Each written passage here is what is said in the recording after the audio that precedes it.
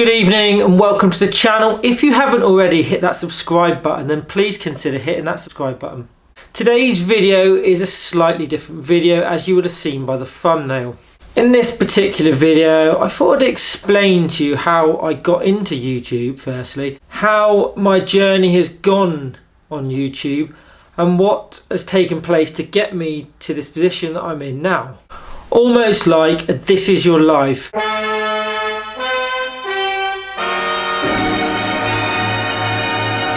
But this is your life on YouTube. Older subscribers will be aware that I've always tried to be very transparent and honest on this particular platform. I know some of the bigger YouTubers tend to keep their personal life very personal, but I've always felt that it's important to share with you more about my life rather than just my life in golf, but to add other sort of extra flavour to this channel and make it more about my life rather than just golf. Guess I'm hoping that that personal touch will make this channel slightly different to other YouTubers. So the best place to begin is obviously the start. Does that actually make any sense? And I was working for Dan Hendriksen down at Staden Heights Golf Club, which is a golf club sort of based near Plymouth. It looks right over the Hove, some spectacular views. It's not been on the channel yet, but hopefully one day we can get that course vlogged and on the channel. So I went down there as Dan's shop manager. It was his first real professional job. Part of Dan's contract with the club was he had to produce a weekly newsletter for the members.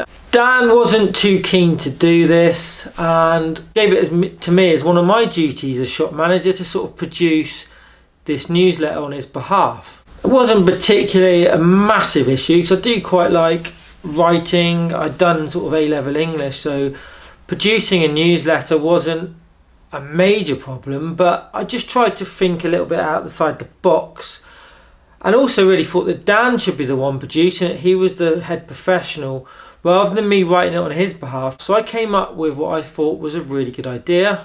Being sort of 2016, 2017, social media was beginning to grow. YouTube was a thing and you had quite a few, Rick Shields had started and Mark CROSSFIELDS had started. A lot of the golf professionals were producing really good content on video, and I thought to myself, why doesn't Dan, he doesn't want to do the writing, he finds that slightly more difficult, but he was always good at talking to people, so why doesn't he produce a video newsletter and just send it out as a video link which the members could then click on and literally watch the newsletter. Welcome to Staden Heights Golf Club. I'm here at the 17th hole. It's winter time, it's cold. Anyway, we've had some quite heavy rain overnight. And this is where Dan's first involvement with YouTube occurred and where he suddenly became a personality on a massive YouTube channel.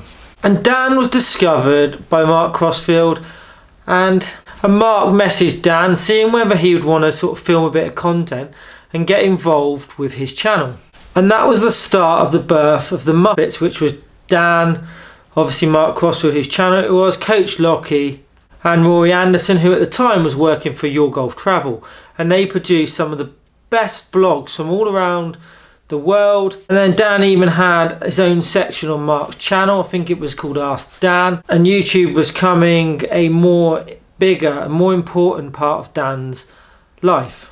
During this time we moved from Staden Heights back to Torquay Golf Club. The head professional job came up, Dan was offered the job and I went back to Torquay where I'd previously worked to be shop manager there for Dan whilst he continued doing some YouTube. Mark and Coach Lockie were hanging around more at Torquay. They were using the facilities and the studio.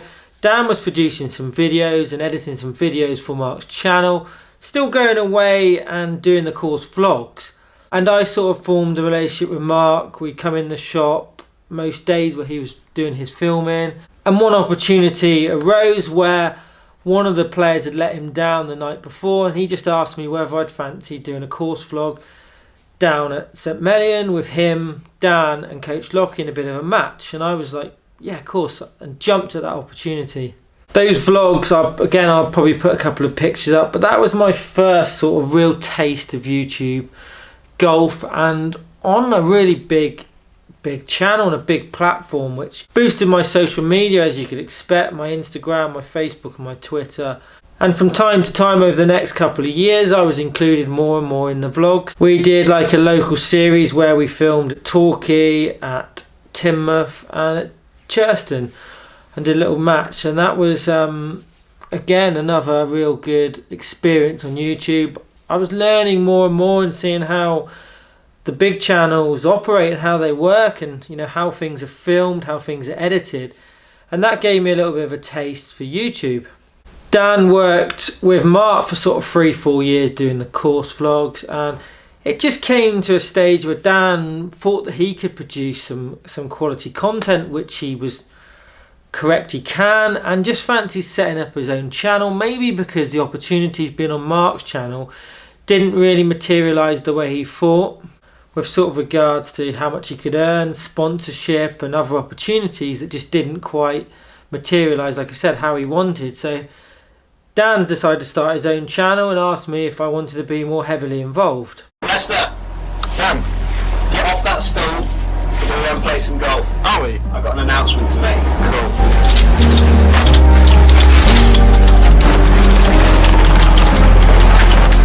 For long time sort of viewers of Dan's channel, they know that I appeared on Dan's channel for a couple of years. It was a successful time. We grew the channel to sort of mid-40,000 subscribers, which was brilliant, coming out of sort of lockdown when everybody was producing a lot of content, and something that I'm probably sort of most proud of, being involved in a channel. Obviously it was all most of Dan's hard work. However, to be a part of that growth and the success of that channel, like I said, I still feel proud to this day.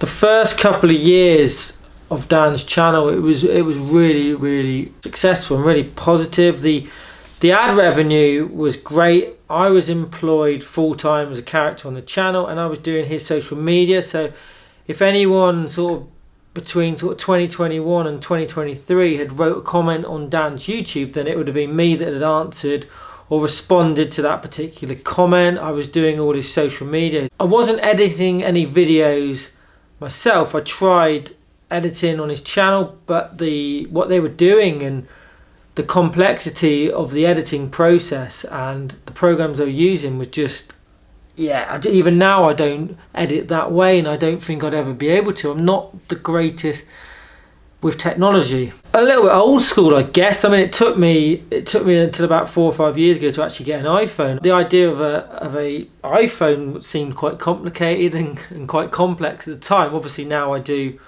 all my editing and quite a bit of my sort of solo vlog filming off an iPhone, so I feel more comfortable with an iPhone. But yeah, just I wasn't an editor. Dan employed a couple of editors. He had Johnny, who had a background in editing from a university degree. He had Jordan, who you would see on Dan's channel and still works for Dan. Lee Whitaker as well, who's got his own channel. He came in and edited, and we had quite a good team, a nice balanced team of different sort of ages and different backgrounds, but sort of the wages and how much it was costing to sort of run the channel, in the end it became unsustainable for all of us to work for Dan. 2023 began, and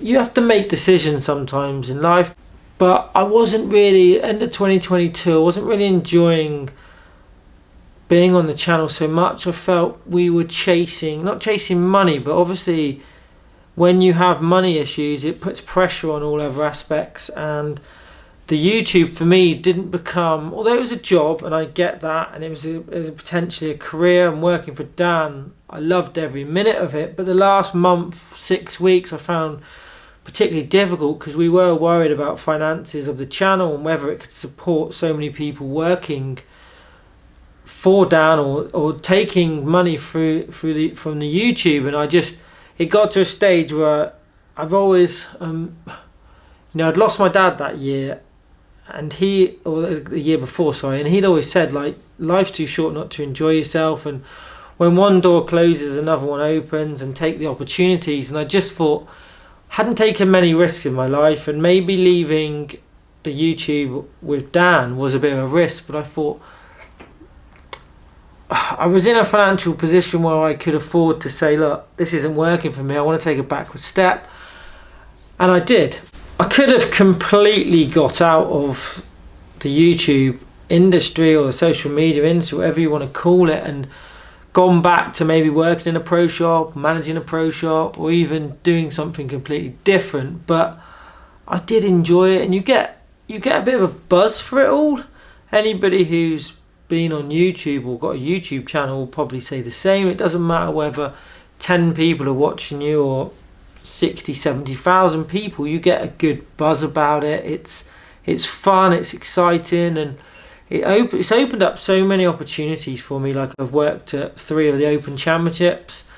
I've been and played golf courses that I would never have had the opportunity to without my involvement in YouTube, and I'm really grateful for all those opportunities that have risen because of what I do or what I've done.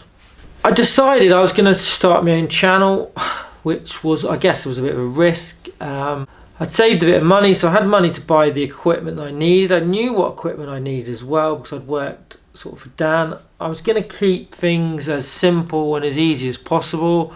I didn't want to be a polished YouTuber with a beautiful studio and the perfect lighting. I mean, even this video now I know is not ideal with what's going on behind me and in the background, and the lighting's probably not light enough, and I'm just literally sat in my girlfriend's house. And I will make things more professional in the future and moving forward, but I just wanted it to be sort of let's get this word out, authentic and real. I think I got that word right, authentic, yeah, definitely right. I started off just doing a few shorts because obviously they're really easy to edit. You can do anything sort of 15 seconds up to a minute on YouTube. Stuck a few of them on there for the first couple of months and thought, can I actually produce sort of long form content? It's so different to doing short form. I was at a massive crossroads at this time. I wasn't sure whether just to sort of bin off the idea and maybe just appear on Dan's channel sort of sporadically, or to just completely come out of the industry, like I said, completely. But it was funny, one comment on YouTube sort of really changed my life, and it was on a video that another YouTuber had done, and they'd mentioned that I'd started my own channel, and someone said that I wouldn't stick to it and that I wasn't capable of producing any content. It was a negative comment, obviously. It wasn't a great comment, to be honest. I can't even remember who said it, doesn't matter. But I just thought to myself, I'm going to prove you wrong, and I'm going to start my own channel. I'm going to produce content. Whether that goes on for 3 or 4 months, maybe I make 10 videos or a dozen videos, or whether that goes on for a year or 2 years, I'm going to prove you wrong, and I'm going to make content. And that is exactly what I did.